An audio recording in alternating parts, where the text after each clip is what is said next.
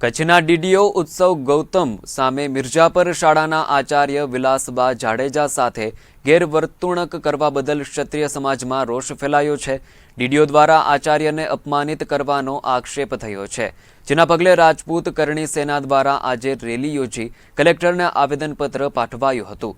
ડીડીઓને suspend કરવાનો અને તેના પર પોલીસ ફરિયાદ નોંધવાની માંગ ક્ષત્રિય સમાજ દ્વારા ઉઠી છે। ત્યારે ભુજમાં આયોજિત રાજપૂત કરણી સેનાની રેલીમાં વિશાળ સંખ્યામાં ક્ષત્રિય સમાજના આગેવાનો અને સભ્યો જોડાયા હતા। આજ રોજ જે મિર્જાપરમાં વિલાસબા જાડેજાના જે આચાર્ય છે એમને સ્કૂલની ખોટો કબજો લેવા માટેની મજબૂર કરતા હતા, એમણે ના પાડી એટલે ડીડીઓ સાહેબે ચેમ્બરમાં બોલાવીને એમને બેસવા જતા હતા તો કે ખડી રહે, પછી એમ કીધું કે તેરે लिए ये स्कूल क्या बराबर नहीं है, नहीं ये ले लो, नहीं तो ताजमहल बना दूं क्या, એમ કરીને શબ્દ કે અપમાન કર્યા। એટલે વિલાસબાને લાગી આવ્યું, કારણ કે વિલાસબા વિચાર્યું કે આ મારી એકની લડાઈ નથી, આવા કેટલા પણ સમાજના બેન દીકરીઓને આવી અપમાન થતું હશે, એટલે એમણે આ લડાઈની પહેલ કરી।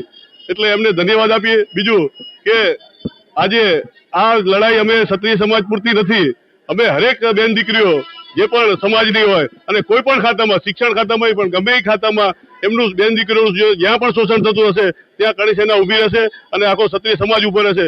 તો દરેકને આહવાન કરે કે ક્યાંય પણ કચ્છમાં, અને કચ્છમાં આ તમને કહું કે આટલા ટાઈમમાં પહેલો દાખલો છે અધિકારીનો કે બેન દીકરીઓનું અપમાન કર્યું હોય। આજ સુધી કોઈ અધિકારીઓ આવું અપમાન કર્યું નથી, તો એની તાત્કાલિક બદલી થવી જોઈએ, સસ્પેન્ડ થવો જોઈએ અને ફરિયાદ નોંધાવી જોઈએ।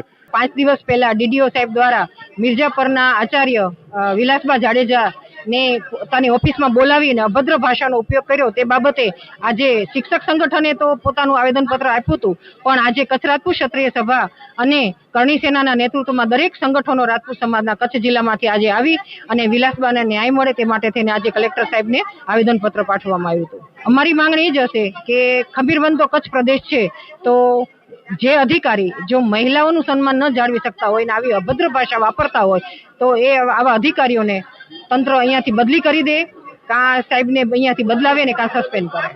સૌથી પહેલા તો એ બાબતે એવું કહેવાનું થાય કે ભારત દેશની 50% આબાદી અમે મહિલાઓ છીએ, અને જ્યારે મહિલાઓ સાથે અને કચ્છની દીકરી સાથે જ્યારે આવી ડીડીઓ જેવા કક્ષાના વ્યક્તિથી અપમાનજનક રીતે વર્તાતું હોય ત્યારે મારે કલેક્ટર સાહેબને, મુખ્યમંત્રીશ્રીને પણ અહીંયાથી કહેવાનું થાય કે જ્યારે આવા કોઈ પણ અધિકારીને અમારા કચ્છમાં તમે એન્ટ્રી આપશો નહીં, અમને આવા કોઈ અધિકારીની જરૂર નથી કે જે મહિલાઓ સાથે આટલી ખરાબ રીતે વર્તન કરતા હોય। અને મારે ડીડીઓ સાહેબને પણ અહીંયાથી ચેતવણી આપવાની થાય કે સાહેબ વહેલી તકે માફી માંગી લેજો મહિલાઓની, બાકી કચ્છની દીકરીઓ અમે તમને મૂકવાના નથી, હું તો તમને મળવા આવી જ રહી છું ટૂંક સમયમાં, પણ સાથે સાથે મહિલાઓ પણ આવી રહી છે। અને હા, કલેક્ટર સાહેબને અમે જયારે આવેદન આપેલું છે અને અમે માંગણી મૂકેલી છે કે આ ડીડીઓ સાહેબને અહીંયાથી રજા આપવામાં આવે, અહીંયાથી કાં તો એમને બદલી કરવામાં આવે કાં તો એમને સસ્પેન્ડ કરવામાં આવે।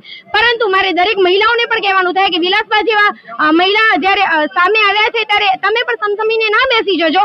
કચ્છની દરેક મહિલાઓ સાથે ક્યાંક ને ક્યાંક આવી અપમાનજનક પરિસ્થિતિઓ ઉદ્ભવતી હોય છે, પરંતુ એ સમસમીને બેસી જાય છે। સરકારી નોકરી હોય છે, શું કરે, કોને જઈને કે કોની સામે જઈને રડે, અને ઘણી વખત એવું બને છે કે પાછળથી એ મહિલા આપઘાત જેવા પ્રયાસો કરે છે। ત્યારે મારે કચ્છની મહિલાઓને કહેવાનું થાય કે દરેક મહિલાઓ આગળ આવી અને વિલાસબા પાસેથી આપણે કંઈક શીખીએ, અને કલેક્ટર સાહેબને પણ અહીંયાથી કહેવાનું થાય કે આપ વહેલી તકે અમારી માંગણીઓને અહીંયાથી પૂર્ણ કરશો।